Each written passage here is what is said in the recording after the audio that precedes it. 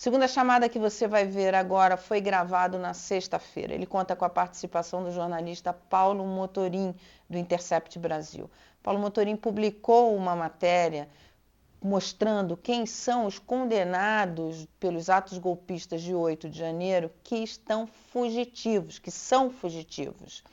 Depois da publicação dessa matéria no Intercept Brasil, Paulo Motorim começou a receber uma série de graves ameaças.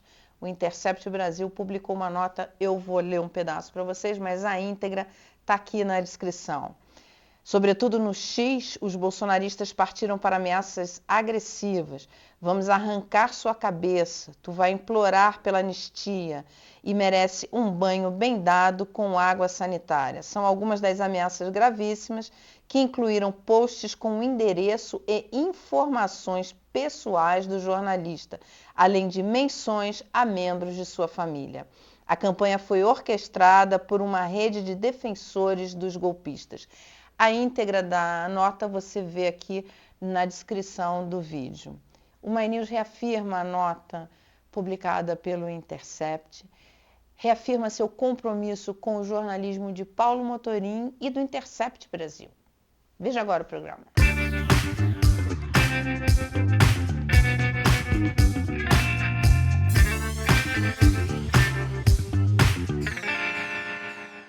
Hoje aqui comigo Vinícius, Paulo Motorim, palmeirense, faz tempo que você não vem aqui, né? E Caio está estreando. Você vai ver, Caio, não dói nada, é tranquilo. Você vai gostar da experiência. Quem trouxe esse assunto foi você, Paulo Motorim. Quem são os foragidos? Eu falo de 8 de janeiro, falo de tentativa do golpe. Quem são? Bem, a gente fez um levantamento no Intercept no Banco Nacional de Mandados de Prisão, que é um site do Conselho Nacional de Justiça que registra todos os mandados de prisão em aberto. Cruzamos essas informações com a lista de condenados do golpe.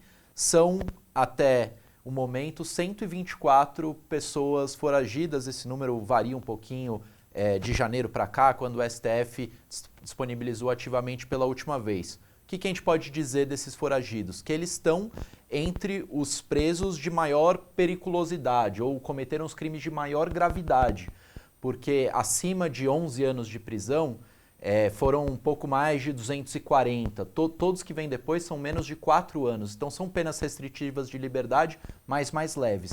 Da turma barra pesada que utilizou táticas paramilitares, por exemplo, está encapuzado, rádios comunicadores, roupas camufladas, que depredaram comprovadamente o patrimônio público e deixaram todo esse rastro, são um pouco mais de 240, ou seja, a gente precisa prestar atenção nesse dado, metade dos golpistas fugiu, a gente pode cravar isso, a metade desses mais periculosos, né, desses mais responsáveis pelo 8 de janeiro, o que é de extrema gravidade. A gente está no contexto do Ainda Estou Aqui, o Oscar brasileiro, de responsabilizar crimes contra a democracia, de responsabilizar pessoas que legitimam esses regimes autoritários.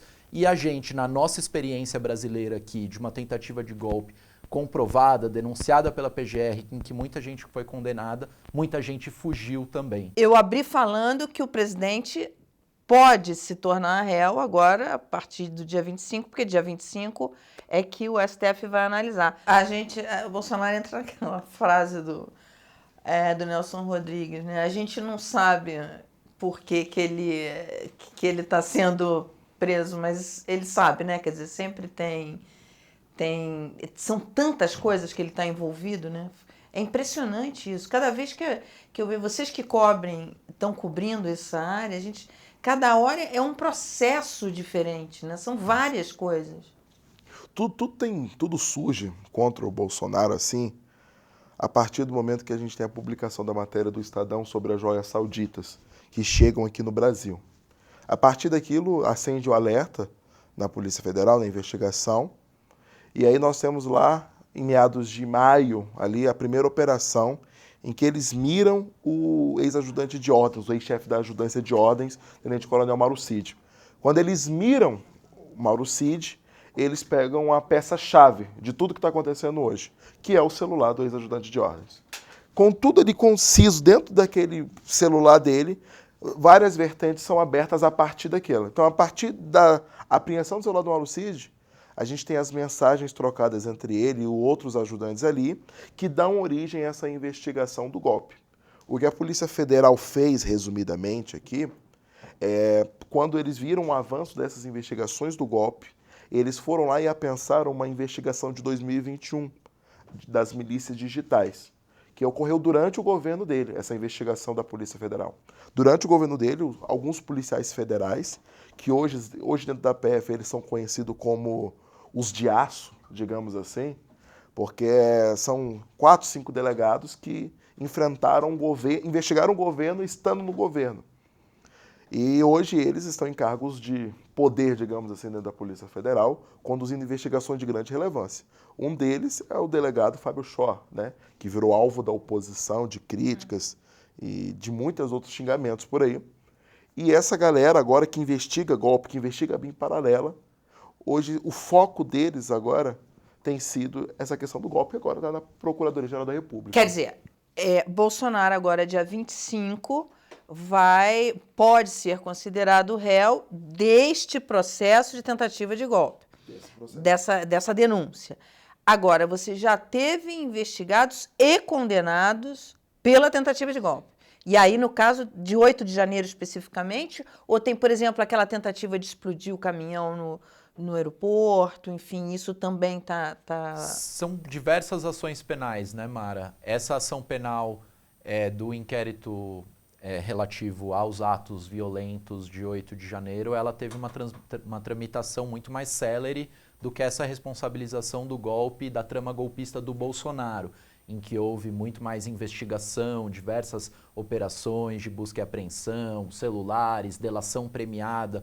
Do 8 de janeiro foi um processo mais rápido, as denúncias foram sendo oferecidas em lotes, então é uma ação penal que já está quase chegando ao seu fim, né? Ela tem ainda uns últimos julgamentos, mas basicamente em relação àqueles manifestantes que depredaram os prédios públicos, as decisões já aconteceram, são, né, mais de 400 de condenados por diversas penas, dentre eles pouco mais de 200 que pegam mais de 10 anos de cadeia, que no Brasil é o que te faz ir pegar o regime fechado desde o início, ainda que essas penas vão progredir, né? A extrema-direita fala muito, é um absurdo 17 anos para quem estava lá só depredando, né? Ainda que não seja só depredando. Mas é muito, porque homicídio não é muito mais que isso, só que existe um sistema de progressão penal em que dificilmente essas pessoas vão cumprir mais da metade desse período. Mas, enfim, a gente está olhando no Intercept para esses foragidos, são os condenados. Pois é, onde eles estão? O que fazem, o que comem, onde vivem? A Polícia Federal tentou descobrir no ano passado e deflagrou uma operação para localizar mais de 200 pessoas que tinham rompido a tornozeleira eletrônica. Então, no 8 de janeiro, eles prendem mais de 1.000 pessoas e vão dando ordens de soltura para que elas respondam em liberdade. Nesse entremeio da ordem de soltura até as condenações, mais de 200 pessoas romperam a tornozeleira eletrônica. A Polícia Federal fez uma operação e prendeu pouco mais de 50, no meio para o fim do ano passado. E disse, em coletivas, alguns delegados afirmaram que a suspeita de que muitos fugiram para o exterior. O Itamaraty, a pedido do Supremo Tribunal Federal, consultou a chancelaria do governo argentino, porque alguns desses fugitivos postavam nas redes sociais que estavam na Argentina com a lista dos condenados de 8 de janeiro. E a chancelaria argentina retornou para o ministro Alexandre de Moraes uma lista de pouco mais de 60 pessoas que estavam lá na Argentina. O Alexandre pediu, então, de novo para o Itamaraty fazer o intermédio junto ao judiciário argentino para que esses pedidos de extradição fossem julgados e analisados e as pessoas retornassem ao Brasil. Isso já faz mais de 100 dias, somente 5 das mais de 60 pessoas foram presas até o momento. E a gente descobriu... Lá ou aqui? Lá na Argentina. Estão presos lá? Foram presos lá e estão sendo submetidas a um julgamento de extradição. Tem um curso natural disso que é demorado, mas não deixa de ser um escárnio para nós brasileiros ver essas pessoas que participaram disso vivendo tão tranquilamente. E a gente teve a informação no Intercept de que uma pessoa em especial dessas todas que a gente está falando, de nome Josiel Gomes de Macedo, acusado pela Procuradoria-Geral da República de ter incendiado a viatura da Polícia Legislativa, aquela que caiu no espelho d'água foi incendiada depois e ele foi condenado por isso, gravou vídeos anunciando a compra de fardamentos e equipamentos militares para o golpe de Estado, foi preso encapuzado e com balaclavas e rádios comunicadores, tudo isso consta no auto de prisão em flagrante. A gente teve a informação que essa pessoa não só compunha essa colônia brasileira golpista na Argentina, mas como era o membro menos discreto. Trabalhava na rua como vendedor ambulante de passeios turísticos, abordava brasileiros e não tinha o menor problema em admitir o seu passado de golpista condenado a 16 anos e meio. Por isso que a gente foi à Argentina e publicou essa matéria. E a gente acha bastante relevante porque eu não vi só um condenado ou uma colônia golpista na Argentina, e aí acho que é legal ter o comentário de vocês, eu vi um futuro possível pro Jair Bolsonaro. Final 25 de março, início do seu julgamento no Supremo Tribunal Federal, marca quando foi divulgada a reportagem que revelou a sua estadia na Embaixada da Hungria por medo de prisão. Foi no dia 25? Foi no dia 25 de março. Ele se escondeu durante o Carnaval e no dia 25 de março. Então, a nossa conclusão, e a gente vê com importância essa história que a gente contou no Intercept, não só por causa do Josiel, mas porque a articulação internacional da extrema-direita pode propiciar que a nossa tentativa de punir o 8 de janeiro e o golpe de Estado seja um fracasso e que essas pessoas construam na Argentina o seu futuro. Jair Bolsonaro pode tomar esse caminho. E ele pode, Vinícius, como a gente estava falando, ir atrás dessa narrativa e vai atrás de governos de direita e extrema-direita, e essa narrativa de que é um perseguido político, né? Sim, ele tem até pressionado o Javier Milei algumas vezes. Teve um evento da CEPAC Brasil, que é aquele evento conservador, de extrema-direita, em que o próprio Eduardo Bolsonaro, que tenta agora ser o presidente da Comissão de Relações Exteriores da Câmara dos Deputados, falou que precisava do apoio do Milei para salvar essas vítimas do 8 de janeiro. É importante lembrar que existem 124 pessoas foragidas em outros países, não só na Argentina, mas na Argentina há 181 pedidos de asilo político. E o Milei assinou um decreto recentemente que impede que pessoas que foram processadas por terrorismo não possam pedir asilo. Então, elas estão pedindo, mesmo assim, talvez não consigam nesse primeiro momento. Mas, como o Paulo disse, a Argentina, assim como outros países que são comandados hoje pela direita e pela extrema-direita, podem ser lugares para onde esses bolsonaristas vão fugir.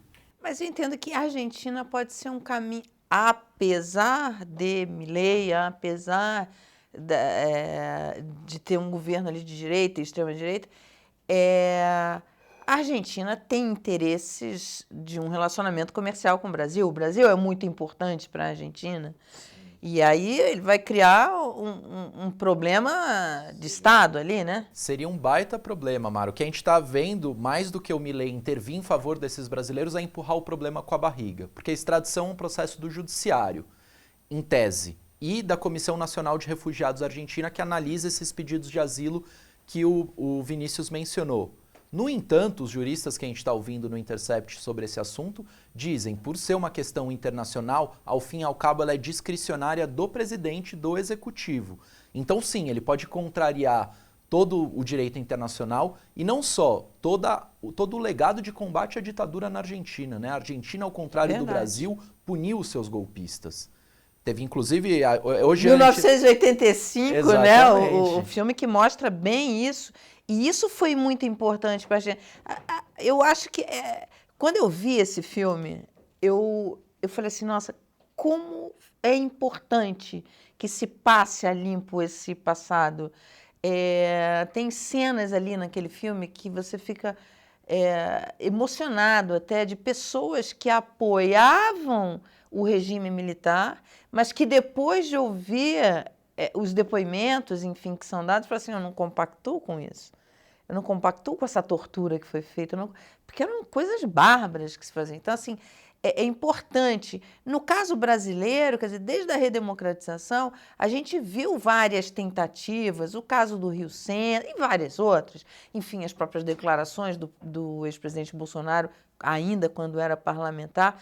Ou seja, esse processo as pessoas serem responsabilizadas, ter o processo legal, mas isso chegar ao fim, ao cabo, e responsabilizar quem atentou contra a democracia, é uma coisa importante para o país, não é? E a gente enfrenta uma dificuldade muito grande para que essas pessoas que estão lá vivendo na Argentina cheguem literalmente ao cabo, cheguem ao fim que a gente fala, a condenação, porque, como o Paulo bem explicou, a gente tem uma questão que envolve a Polícia Federal da Argentina também, porque nós temos lá por volta de 60, pouco mais de 60, com mandatos em aberto.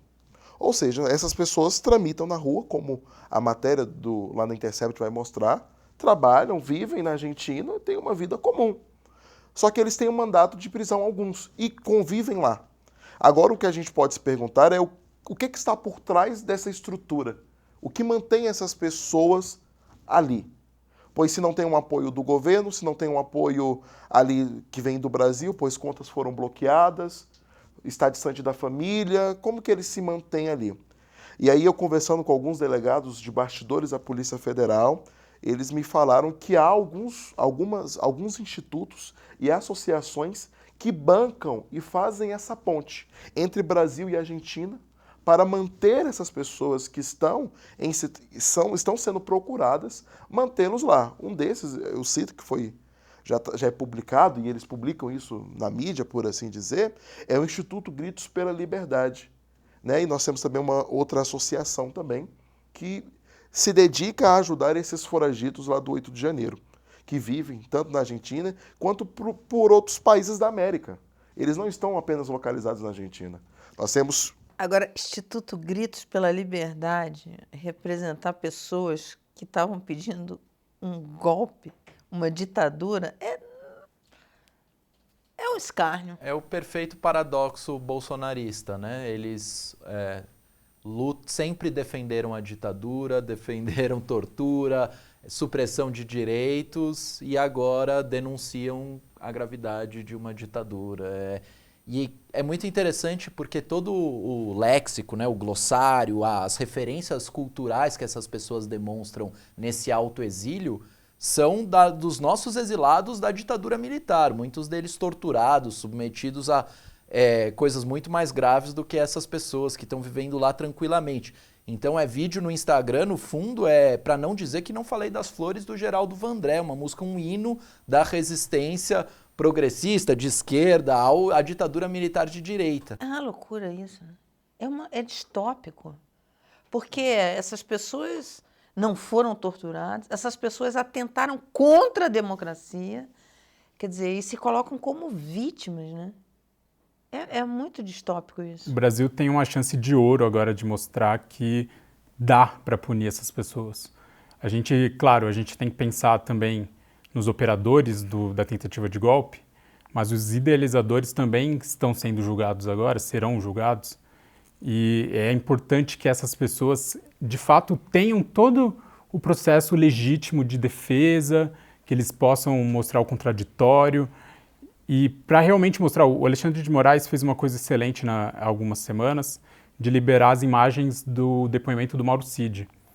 E foi uma narrativa feita pelo próprio Bolsonaro, mas eu relembro muito do Flávio Bolsonaro, que foi o primeiro a dizer que ele havia sido torturado. E aí, pessoas que idolatram torturadores dizendo que um ajudante de ordens, tenente-coronel do Exército, que estava numa sala com ar-condicionado, foi torturado. É esquisitíssimo. Nesse aspecto foi ótimo ter liberado Sim. as cenas para que fique bem claro que está sendo cumprido todo o rito judiciário, né? Enfim, o rito institucional. Imagina se fosse o Coronel Ustra. Ele desmaiou sem o Coronel Ustra, né? Imagina se fosse o Coronel Ustra, o que ia acontecer com o Imagina Coronel se Cid. estivesse numa ditadura. Agora, e os financiadores? Quem é que financiou esse povo e financia? Quem é que os mantém lá fora, no exterior? Mara, na minha visão, essa é uma das lacunas da investigação da Polícia Federal, que sem dúvida tem muitos méritos e acho que é um relatório final histórico entregue à Procuradoria-Geral da República, porque a gente tem menções muito vagas a isso no relatório, né? São, por exemplo, o Cid falando em turma do agro, bem como o general Braga Neto também, tem a história da sacola de dinheiro. E acho que até conseguiu identificar alguns financiadores ao longo desse processo. Tem um inquérito específico, né, sobre os financiadores que apoiaram o 8 de janeiro. Muitos empresários daqui, da nossa querida Brasília também, que ofereceram estrutura, mas não está muito claro ainda quem é essa turma do agro, o pessoal do agro, que eles se referiram diversas vezes. E agora, é interessante, o Caio deu um gancho muito legal aqui, Mara, que a organização e o suporte à extrema-direita brasileira tem um caráter transnacional. À medida que a gente avança nesse processo judicial para condenar Bolsonaro e responsabilizar toda essa trama golpista, existe um movimento no mundo que a gente não pode achar que o Brasil está deslocado, né? O Donald Trump comandando uma das maiores potências globais. O nosso vizinho, a Argentina, do qual a gente tem falado aqui no programa, também com uma radicalização à extrema-direita. E todo um contexto de organismos internacionais, instituições que construíam essa relação entre as democracias ruindo, né? Então, as nossas certezas, por exemplo, da extradição de quem comete um crime grave de terrorismo, ou então de que países não vão interferir na democracia dos outros, a gente já não tem a menor dúvida. Basta ver o que o Elon Musk fez na eleição alemã, ou pelo menos tentou fazer, e chegou a obter sucesso. Fez sem eleição, fez aqui no Brasil, basta lembrar aquelas 2, 3 semanas em que ele praticamente só tratou de Brasil na rede social em que ele é dono, e estão dispostos a isso. Esse instituto está financiando, de acordo com esses relatos que o Caio traz, e também com a nossa apuração do Intercept, foragidos da justiça na Argentina. E é bom deixar claro e dar nome às coisas que existe uma associação, uma entidade privada chamada Associação de Familiares e Vítimas do 8 de Janeiro, que se presta a fazer consultoria jurídica e prestar apoio a essas pessoas. Então a gente está falando de um movimento político que ele é articulado, ele conta com entidades da sociedade civil, advogados, empresários, financiadores, e tudo isso num contexto que as fronteiras já não são mais mas tão nesse aspecto, relevantes, né? Os financiadores, porque você vê vários grupos, né? Quer dizer, agora o STF vai analisar esse grupo que era governo, né? Agora, os financiadores têm que ser identificados também, porque essa é uma peça importante para fechar toda essa história. Associação de vítimas. Vítimas somos nós, eles são os algozes, né? Quer dizer, vítimas do 8 de janeiro, vítimas seríamos nós se eles tivessem tido sucesso num golpe de Estado. Vítima é a democracia. Eu acho que teve essa questão dos financiadores, de fato concordo com o Paulo, houve uma falta de clareza quanto à investigação da Polícia Federal, de apresentar de uma forma clara, os financiadores são tais e tais e tais e tais. O que aconteceu, nós tivemos 29 fases da Operação Lesa Pátria. O que era a Operação Lesa Pátria? Era voltada a prender alguns foragidos que estavam aqui no Brasil. Ela finalizou no final do ano passado. E no decorrer dessas várias fases que nós tivemos, alguns financiadores chegaram a ser presos. Nós tivemos alguns empresários, donos de supermercados daqui de Brasília. Nós tivemos uma galera do agro, alguns fazendeiros também presos dentro dessa fase da Lesa Pátria. Só que não ficou claro para nós, para o público em geral, aonde que houve esse financiamento. Porque esse financiamento que eles foram presos era dos acampamentos golpistas. E só gente pequena também, E era gente pequena, só que daí nós temos um fato que ações estavam sendo preparadas. Ações de ataque ao presidente agora da República, ao vice-presidente, ao ministro do STF, Alexandre de Moraes. Havia um plano em execução. E tudo isso exige dinheiro.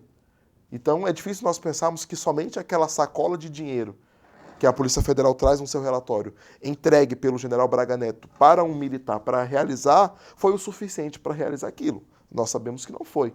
E isso não fica claro no decorrer do relatório, meus amigos podem complementar, não fica claro no decorrer do relatório da Polícia Federal, aonde que estão detalhadamente, aonde que cada um ajudou e o que ajudou. Talvez isso possa ser esclarecido mais à frente pela Polícia Eu acho que é um ponto Federal. importante, porque siga o dinheiro, né? Porque esse dinheiro está aí para financiar esse tipo de coisa, não vai acabar ali, né? Vai, imagino, venha outras tentativas. É um dinheiro que está alocado para isso, que, enfim. Então, descobrir quem são esses financiadores é uma peça importante desse xadrez aí do golpe, não? Sim, mas acho que sim, sem dúvida. Eu tenho total acordo com vocês. Vou dar uma de advogado do diabo aqui, fazendo uma ponderação.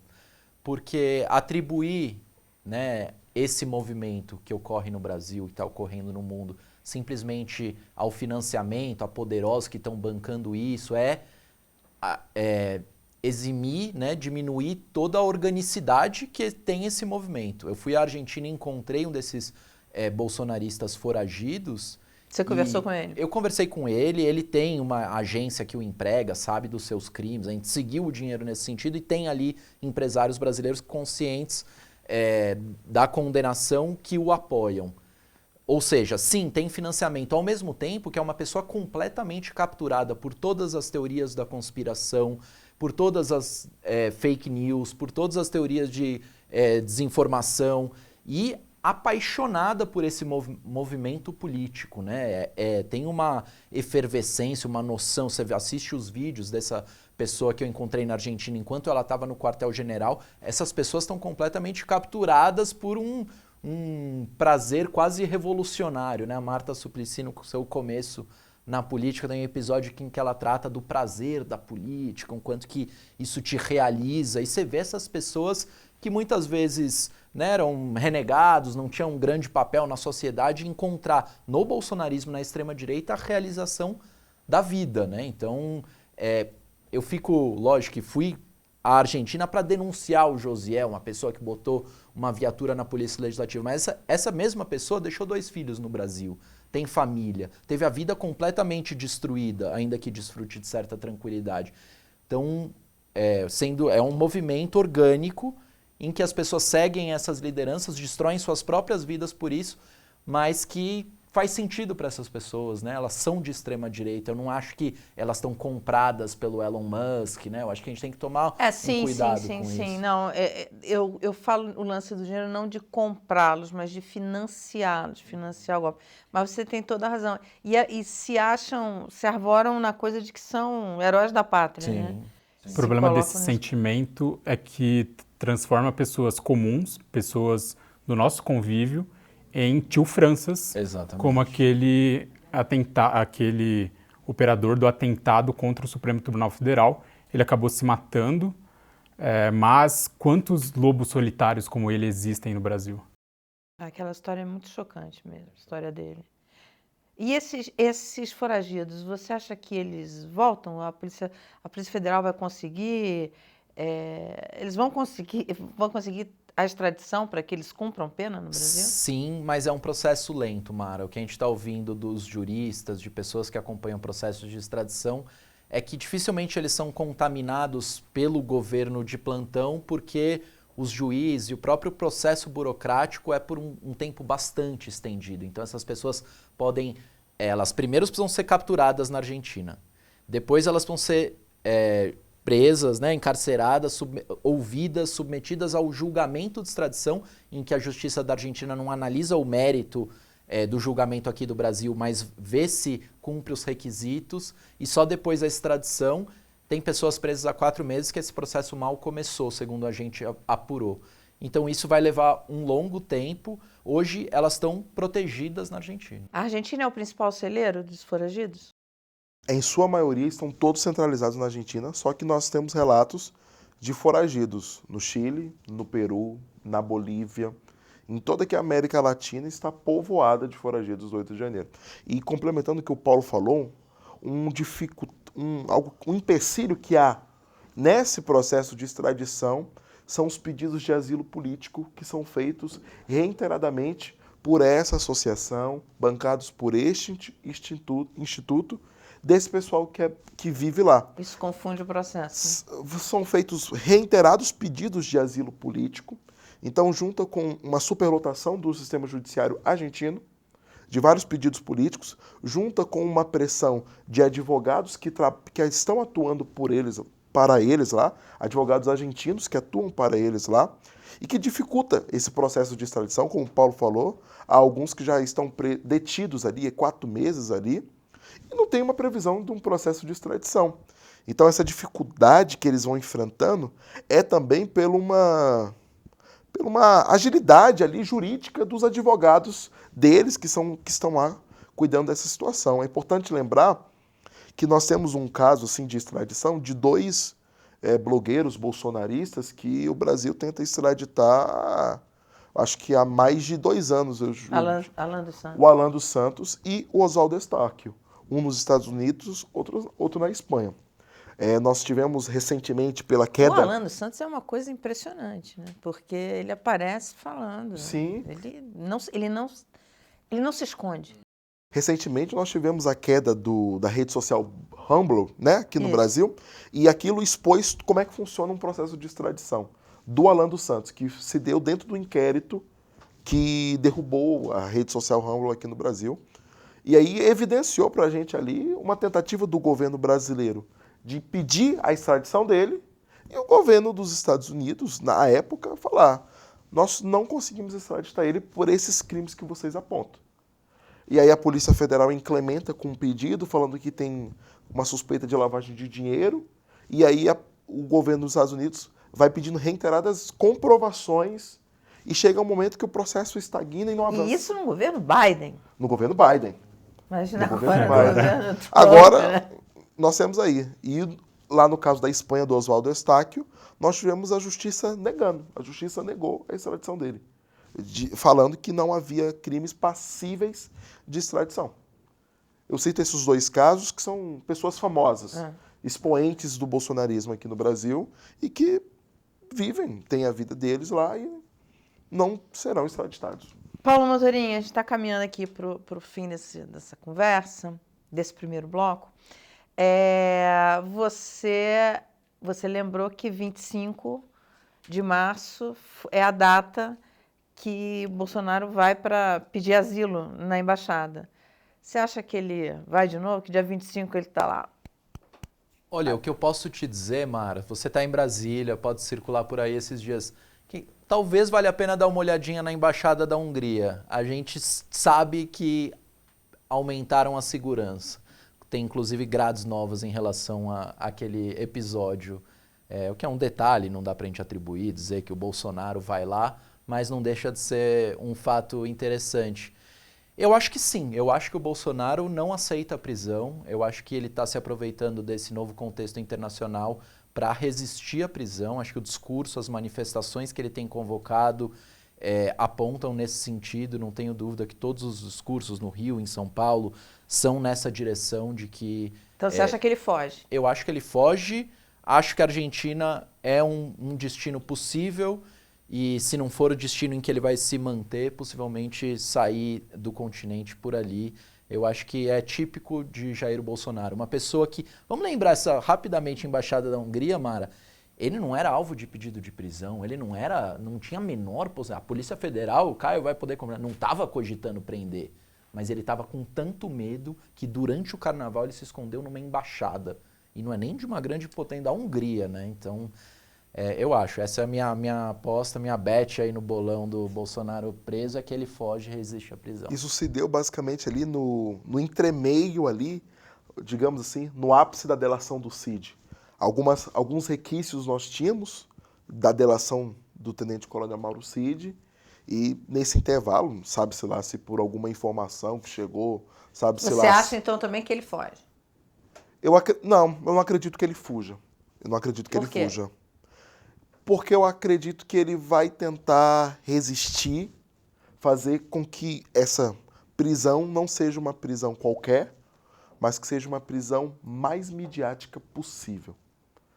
Porque, se tornando uma prisão mais midiática possível, ele se valora e se fixa como o nome da direita para, sabe-se lá, quantos anos mais para frente. Com essa crescida de nomes de direita, a prisão dele, eu acho que faz o povo parar, o pessoal da direita parar e falar: é ele.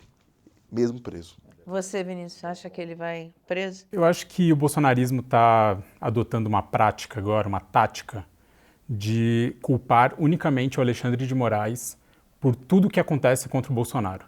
Então não é mais o governo Lula de esquerda, não é mais o TSE, não é mais o STF, é o Alexandre de Moraes, é uma figura. Então, se o Bolsonaro for condenado por todos os ministros do STF, eu acredito que ele não fuja. Mas se houver uma questão de algum ministro votar a favor dele, talvez ele fuja. Agora, se ele for preso também, a prisão vai estar junto com os generais. Vai, Porque os generais vão... Padrão FIFA, né? Ele é capitão do Exército, tem direito a se ficar preso dentro de uma unidade militar, e aí sabe-se lá, e tendo a prerrogativa de ser um ex-presidente, não vai ficar numa cela qualquer, numa sala qualquer. Nós temos, como por exemplo, aí, o general Braga Neto, está lá na unidade militar. É um quarto de Estado-Maior, que nós vamos chamar no Exército, né? Deixado para generais de 4 estrelas. Então, é uma acomodação, digamos assim, minimamente modesta e aconchegante, podemos dizer assim. Tem até ar-condicionado no quarto do Braga Neto. Então se teve para o general, para o capitão e o 01, como conhecido por aí, pode-se esperar uma boa acomodação. Meninos, eu não vou prender vocês mais aqui. A gente vai ter só mais um bloquinho. Eu quero dizer que vocês estão convocados para vir aqui para acompanhar essa história, porque essa história ainda vai Sim. render bastante. Talvez o maior julgamento da história do país, Exatamente, né? Exatamente.